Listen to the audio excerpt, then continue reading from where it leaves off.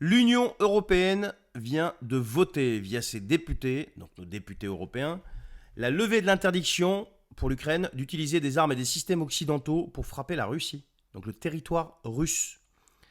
425 voix pour, 131 voix contre et 63 abstentions. Et ça, c'était jeudi 19 septembre, c'était hier. Donc qu'est-ce que ça veut dire? Ça veut dire qu'on fait 10, 15, 20, pas de plus, vers une espèce d'escalade incontrôlée. Et il y a eu une réaction forcément et une réponse russe via le président de la Chambre basse du Parlement russe qui est la Douma. Et ce monsieur a dit, je cite, ce que demande le Parlement européen conduit à une guerre mondiale avec des armes nucléaires. Et il ajoute, je cite, pour votre information, la durée de vol d'un missile Sarmat jusqu'à Strasbourg n'est que de 3 minutes et 20 secondes. Fin de citation du président de la Douma, la Chambre basse du Parlement russe, Monsieur Volodine. Alors pour mieux comprendre, on va regarder ce que dit la doctrine nucléaire russe. Et là, je vais vous la donner en résumé. Je vous conseille d'aller consulter ce que dit Monsieur Alain Boer, qui est un spécialiste dans le domaine. Alors tout le monde sait que la Russie continue de développer et de moderniser sa capacité nucléaire.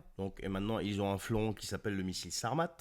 Et la doctrine nucléaire russe dit, je cite, la Russie se réserve le droit d'utiliser des armes nucléaires en réponse à l'utilisation d'armes nucléaires et d'autres types d'armes de destruction massive contre elle ou ses alliés, ainsi qu'en cas d'agression contre la Russie avec l'utilisation d'armes conventionnelles lorsque l'existence même de l'État est menacée.